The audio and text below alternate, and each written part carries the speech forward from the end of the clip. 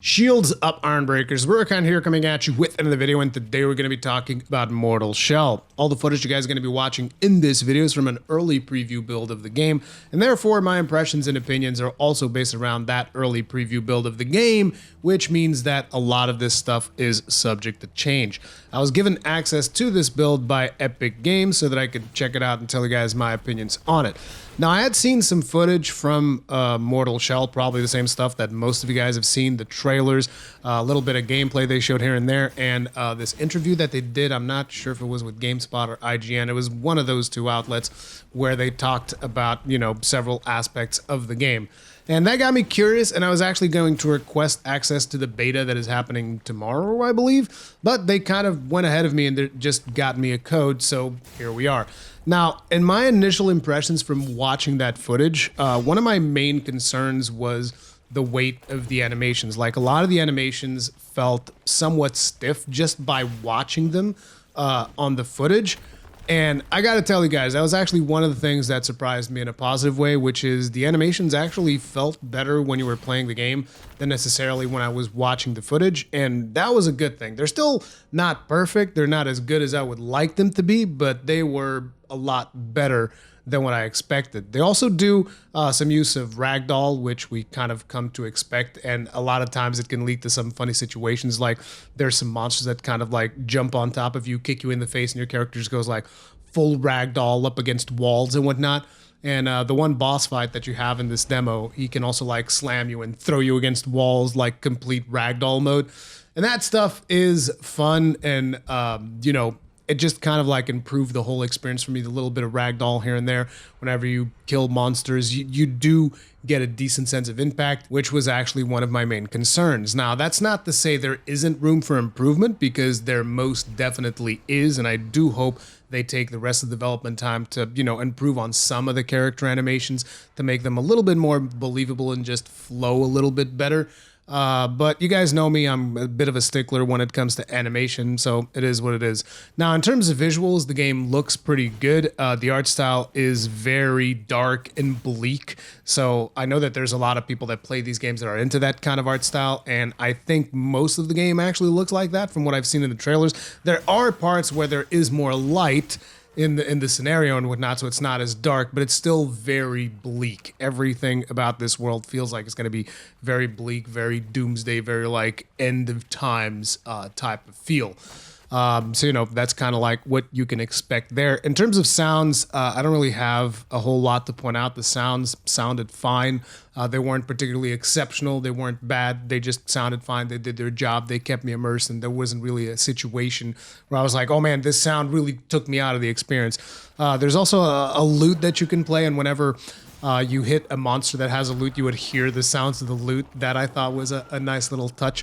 And I like the fact that at any point in time, you can just sit your character down and start playing a loot. I hope they don't change that in the final game, because I was wondering if the loot was going to be like a one-use item.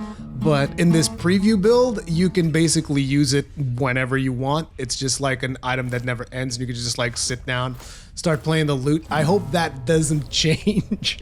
I just like the idea of randomly just sitting down playing the loot. But anyways, I know that you guys are here for the gameplay and you guys want to know more about the gameplay, so let's talk about it. So you're going to be playing as this white-looking creature. I'm not really looking too deep into the lore at this point, because, I want to learn about all of that stuff when the actual final product comes out. They did lay some, lore clues in this preview, and I expect someone like Vati Video to completely, like go over all that stuff and be like, oh yeah, here's why this thing is like this, but you guys know me, I'm more about the gameplay. So, you're going to be playing as this white creature. I'm just going to call him a white alien at this point, and you will be able to possess these things called mortal shells. Now, these mortal shells are essentially the corpses of vanquished warriors, and as you possess them, you essentially gain the abilities that they had in life. So they work kind of like classes. And I do find the concept very interesting because, you think of a shell as something that is empty on the inside. One could almost say something that is hollow, which a clear connection to Dark Souls there. Maybe I'm reading too much into it, but, the game is clearly inspired by Dark Souls, and there's even a line by one of the characters that shows up, which is a character where you can do level ups in, And she goes like, "You'll find no gatherings at bonfires here." And I was like, all right, dude, all right, I get it. But yeah, these are classes, and as you play through the game, you'll be able to unlock them. I believe that the final version of the game has like 4 confirmed classes, and in this demo, we were able to play as 2 of them. Now, as you play these classes, you're going to acquire a resource that is called tar, which works kind of like souls. You can both use it to buy items at merchants or to level up your character. Well, I say level up, but in reality, you're not leveling up. Your character doesn't really gain like levels. You just give your character abilities that make it more powerful. So for instance, the first class that you have access to is Heros the Vassal. I think that's his name. And one of the abilities that you can buy for him, for instance, is a 25% reduction on the cooldown of an ability called Harden, which I will get into a little bit more detail. You'll be able to swap these classes pretty much at your leisure, although I'm not sure how that's going to be working on the final version of the game, because when you play through the beta, basically you get one class very early on, and then as you advance, you get another class. And in the place where you can, do your leveling up, I say leveling up with air quotes, but in the place where you can upgrade your class and do all of that stuff, you'll see the corpses of the 2 classes that you've unlocked, and you can swap at your leisure. I'm not sure if the final game is going to be quite as straightforward as that. There's also an item that allows you to swap your shell, which seems to be available in limited quantities.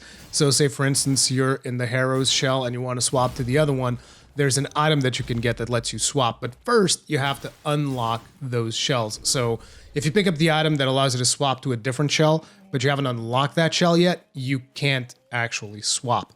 I believe you have to not only unlock the shell, but also learn its name before you can swap shells at your leisure. But basically, you will be able to swap. You're not going to be locked into a specific class. It is important to mention, though, that the resources that you use to upgrade your shells are going to be shared between all of those shells. So, if you spend all of your tar, which is the name of the resource, into upgrading Heros, then TL is still going to be very weak, and you're not going to have that tar to upgrade TL. Okay? Makes sense? Hopefully it does. Also, you guys have seen, probably if you've been watching the gameplay and whatnot, you've seen 2 weapons. There's like this sword, which is like a 2-handed sword. In the game, it's called a hollowed sword. And then there's another one, which is a hammer and chisel. And usually when you see gameplay, you see like the faster class using the hammer and chisel and the big knight dude using the sword. However, these are not tied to your class. So basically you can be the big knight dude with the hammer and chisel, and you can be the fast guy with the hollowed sword. Fast guy, by the way, haven't said his name yet, is TL. I forget his title. I'm not sure if he has a title, whatever. I basically call them hard boy and dodge boy, because the mechanic around Heros is that he's a little bit tankier than TL. He's the knight looking dude. And the mechanic around TL is that he's got much better dodges and a lot more stamina than Heros, but he's a lot easier to kill. Now, for the purpose of this demo, I'll tell you right now that in my opinion, TL is 1,000,000 times better to play than Heros. That could just be because of my inadequacies with one of the key aspects of the game. But TL just has like a really overpowered dodge. You guys will probably be seeing the dodge of TL throughout this gameplay, and you guys will be like, holy crap, that's really crazy. Lots of invincibility frames, lots of stamina. So he's the character that I did a lot better in. As a matter of fact, I wasn't even able to kill the boss of the demo using Heros, because it just felt like I was gimping myself all the time. Now, in terms of attacks, both weapons have light attacks and heavy attacks, and you can kind of like swap between them to, do a combo. So the way that this works is, I believe that, say for instance for the sword, you got 3 combos on both modes. So like if you press the light attack 3 times, that's like your 3 attack combo. If you press the heavy attack 3 times, that would be your heavy attack combo. And the way it works is like if you swap between them, you'll get the respective attacks. So you can do like attack number 1 is a light attack, then you do a heavy attack, and that will do the second heavy attack in the combo, if you guys know what I mean.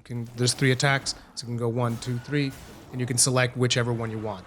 So for instance, a really good combo for the sword I found Actually, a really good combo for both weapons was to go light attack and then 2 heavy attacks, because, you know, usually the first heavy attack that you do has got a big buildup, but the follow-ups are a little bit faster.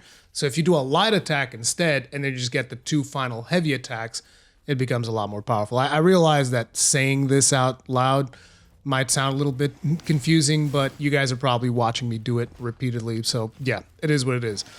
Naturally, there's a dodge roll, like I've already mentioned. Both characters have it. TL's is much better. And Harrow's appears to have like a harden mechanic when he dodges, which, let's talk about the harden mechanic, which is like this game's key.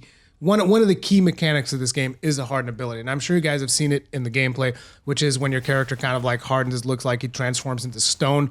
So the way that works is basically that's kind of like your block, but it's got a cooldown, so you can't just harden whenever you want. It's a reasonably fast cooldown, but basically at any point in time, even in the middle of an attack animation, you can press L2 and your character just like goes rock solid. Right? So long as the ability is not on cooldown. And if an enemy hits you, it's just gonna bounce back, and then you can resume your attack. And you can do this even in the middle of an attack animation. That's why that particular ability is so powerful. You can just like be spamming attacks. You see the attack from the enemy coming, boom, you pop it and you harden up. The enemy's attack bounces, you release, and then you can keep on attacking. Now, the thing about it is that I find this ability extremely unintuitive. It is something that, you know, I personally haven't really seen before in a game, because, again, it gives you the ability to cancel any animation, but I haven't really gotten used to it yet, and this is still like a preview build, so the game did crash a bunch of times, and I was just like, okay, I don't feel like playing this anymore. I'm going to burn out on this game before it even comes out. But I do think it's interesting, and I think that people who master this particular ability will probably just destroy this game. They will just be able to destroy everything in the game if they are able to use it appropriately. Now, one of the things that I would like to give feedback on, for starters, is there should be a better indicator of when harden is available. Because, you know, the one thing that you need to look at is like at the very lower left corner next to your health, there's a little recharge thing whenever you use your harden. And it's like, if you're looking at the middle of the screen, if you're trying to fight, it makes it very hard for you to like look to the bottom left a bit. Do I have harden right now? Do I not have it? Can I press it? Can I not press it?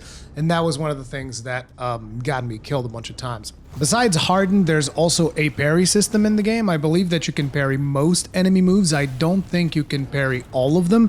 And the way that the parry system works is once you parry a move, it counts almost as if it's been blocked or something. And if you have a resource called Resolve, which you get by simply killing monsters, if you look to the bottom left-hand side, it should be the little dashes above your health. If you manage to have enough of that particular resource, you'll be able to do a riposte. And once you do a riposte, you actually get a significant chunk of health back, which is useful because there's not that many healing items in the game.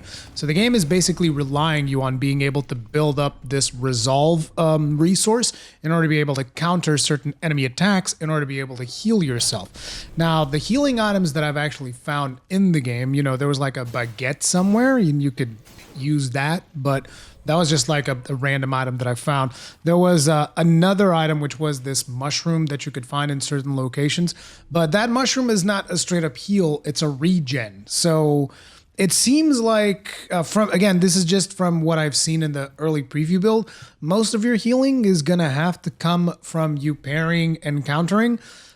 Because again, I didn't find anything else that I could heal myself with besides a random baguette or another random food item that you could consume, and the mushrooms, which are just like a regen type thing. There's no Estus flask equivalent or anything like that, which makes the whole thing a little bit more punishing because you can't really take that many chances. Like if you see 2 enemies, you want to do your best to pull them one at a time, because dealing with 2 enemies is a lot harder than just dealing with one.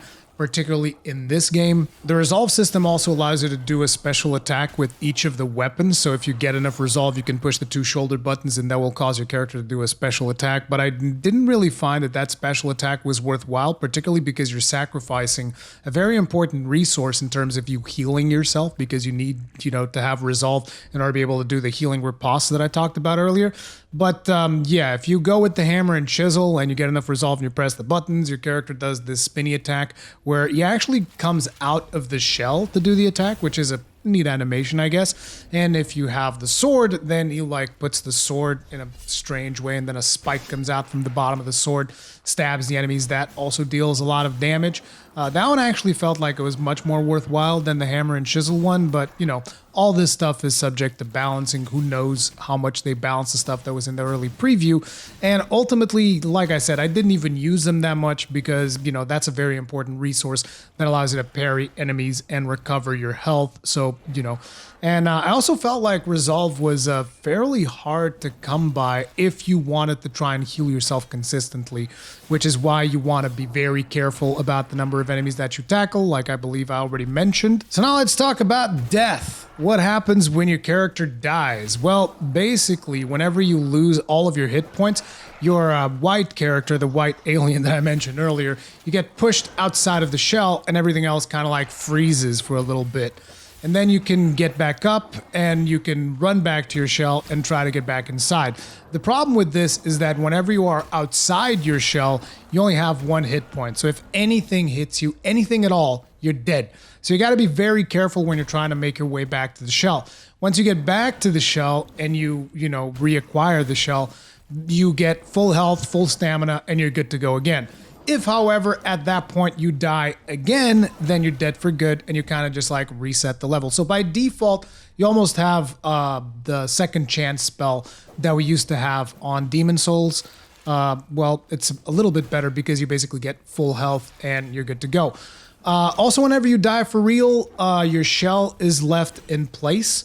And it kind of works like you can recover all of the resources that you would have lost, which in this case would have been the tar or the souls or whatever you want to call it.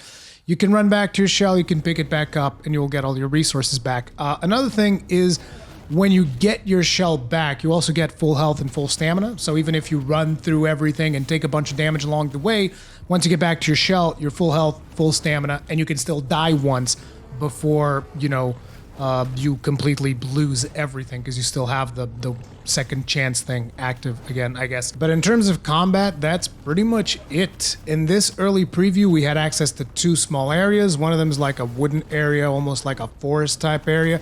The other one's more like a dungeon crawly area that you go through. There was one boss, and that boss was very hard if you were playing as Heros, in my opinion. But if you play as Teal, he's manageable because you can dodge most of his attacks, and then you start identifying the openings and you're able to take him out. It's not super hard, but if he gets you in a combo, he's just gonna take you out no problem, gonna deal a ton of damage. We also had access to 2 mortal shells. Like I already mentioned, we had access to Heros the Vassal, who's the knight-looking dude, and he's very much a mortal shell that, in my opinion, is centered around the harden mechanic. Most of his skills seem to take advantage of the harden mechanic. Like I mentioned, one of the skills was 25% reduced cooldown on harden. Then there was another one that harden would last longer after you get thrown out of your shell, and a couple of more stuff. And the other shell is TL, which I don't remember what his title was, but TL is essentially much more about stamina. Like the upgrades that you had for TL were you have 20% chance of your damage actually being directed into your stamina gauge, and you had another one which was the lower your stamina is, the more damage you would deal. And in my opinion, TL is the one that you want to go for in this particular demo because he seems to be much more powerful, but it is what it is. Overall, I enjoyed what I've played of it. It was pleasantly surprising because I was expecting it to be in a much rougher state, but they still have a lot of work to do on the game. They still have a lot of balancing to do on the game. And particularly for me, they still have to, do something about the combat. I don't know, maybe it's by design, maybe it's me that I need just more time to get in tune with the harden mechanic. but it just felt like whenever there was more than one enemy in combat with me, if they were in any way challenging, like if it wasn't just like the easier mobs that you get at the start of the game, if there were two of just about anything, it almost felt like they could take me out no problem. Also, all of the enemies have that ungodly tracking that we see nowadays in most Souls-like, which means they very rarely miss unless you dodge them. Like, you can't really just like go around them. This game has that thing where when you lock onto an enemy, your character starts moving slower. Like, guys might remember this used to be something that I talked about in Dark Souls 2, where whenever you lock onto an enemy, it almost feels like your character just like really slows down, which basically means if you don't lock on in a lot of situations, you're always going to be moving faster and you're going to be more agile and everything. So that's going to be something that you'll want to take into consideration, particularly maybe when you're fighting the boss. You know, that was something that I started experimenting with when I first started fighting the boss. But yeah, overall, we'll see what this pans out. I'm curious to see what people are going to be saying tomorrow once the beta hits, when more people get their opinions out there. And I'll try to do a live stream of this today. Maybe by the time you see this video, I already did a live stream. Maybe I'll try to do it later because I do have a couple of errands to run today, so I'm not sure if I'm going to have the availability. But either way, I'll try to do a live stream, and you guys can check that out if you want to know more details, if you want to ask me anything about it. And yeah, that's pretty much it for this video. If you enjoyed it, hit the like button. If you did not enjoy it, hit the dislike button. Feedback is important, which you can also leave in the comment section down below. If you enjoy my content, subscribe, bell notification icon, all of that usual jazz. Stay strong, stay safe, and I'll see you in the next one.